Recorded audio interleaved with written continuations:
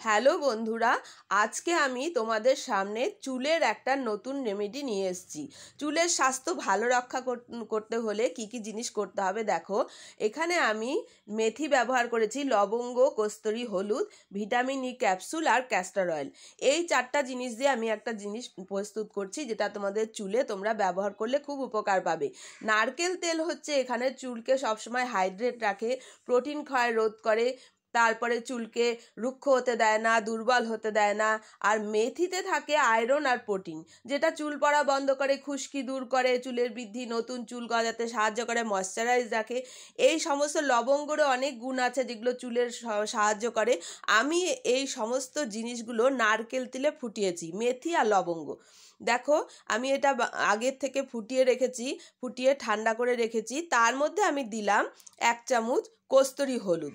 কস্তুরী হলুদ না থাকলে তোমরা রান্নার হলুদও দিতে পারো। দিয়ে এর মধ্যে আমি দেব হলো ভিটামিন ই ক্যাপসুল আর দেব ক্যাস্টর অয়েল। ক্যাস্টর অয়েলে রয়েছে vitamin E, minerals, protein, fatty acid, যা চুল পড়া রোধ করবে এবং নতুন চুল গজাবে। এটা তোমরা সবাই জানো। ভিটামিন ই ক্যাপসুল শরীরের চুলের বলিরেখাতে রক্ত সঞ্চালন করে, চুলের স্বাস্থ্যের বৃদ্ধি ঘটায়, চুল কালো আর ঘন করে। আর দিলাম এখানে লবঙ্গ।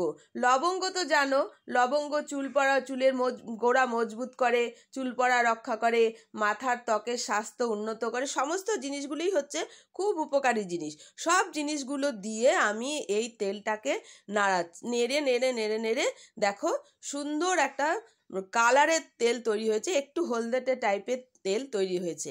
আর নারকেল তেলের তো তুলনাই নেই। নারকেল তেল যেমন আমরা মুখে ব্যবহার করি, সেরকম চুলেও আমরা ব্যবহার করি। চুলের স্বাস্থ্য রক্ষা করতে নারকেল তেলের কোনো জুড়ি নেই। মেথিও তাই, লবঙ্গও তাই। হলুদেও থাকে একটা ফাঙ্গাল সাপোর্ট পাই আমরা এখানে। চুলের গোড়ায় নানা রকম ফাঙ্গাল আমাদের অনেক সময় ধরে যায়, তার থেকে চুলের গোড়ায় গুড়ি গুড়ি ফুসকুড়ি হয়, চুল পড়ে যায়। সেই জন্য আমি এখানে হলুদটা ব্যবহার করেছি। এইভাবে সমস্ত জিনিসগুলো নেড়ে নেড়ে দিয়ে তোমরা একটা তেল প্রস্তুত করে রাখো। কিন্তু লবঙ্গ আর মেথি যে আমি পুড়িয়ে ফেলেছি তেলে, সেটা কিন্তু তোমরা ফেলবে না।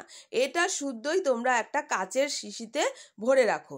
দেখবে আমি যখন তৈরি করেছি, নারকেল তেলটা এখন শীতের দিন তো জমে ওটা শক্ত হয়ে যাবে।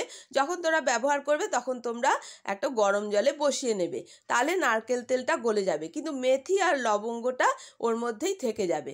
দেখো এরকম হয়েছে, আমারও তেলটা জমে গেছিলো। তারপরে আমি সেটা গরম জলে বসিয়ে যখন তোমরা ব্যবহার করবে তখন তোমরা করে নেবে।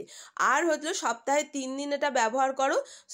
যখন তোমরা শ্যাম্পু করবে তার 2 ঘন্টা আগে, বা রাত্রেও তোমরা যাদের যাদের সহ্য হবে, ঠান্ডা লাগবে না, তারা রাত্রেও ব্যবহার করতে পারো। এইভাবে আমি তেলটা প্রস্তুত করেছি। ব্যবহারের সময় একটু গরম জল, যেহেতু শীতকাল, গরম জলে বসিয়ে নিলাম। এবার দেখো মেথি লবঙ্গগুলো বাটির মধ্যে পড়ে গেছিলো, সেগুলো আমি আস্তে আস্তে তুলে আবার শিশির মধ্যে ভরে রাখলাম, শুধু তেলটা নিলাম। এইভাবে শুধু তেলটা তোমরা বাটির মধ্যে নাও। আমি তোমাকে এখানে হাতে করে দেখাচ্ছি। তোমরা মাথায় এইভাবে চুলগুলো বিলি কেটে কেটে চুলের প্রতিটা গোড়ায় আস্তে আস্তে আস্তে আস্তে মাসাজ দাও।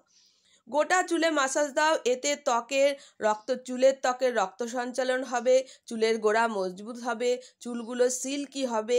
মানে আমি নিজে দিয়ে দেখেছি তো, চুল পুরো কালো হয়ে যায়, এত সুন্দর হয় চুলগুলো, তোমরা ভাবতে পারবে না।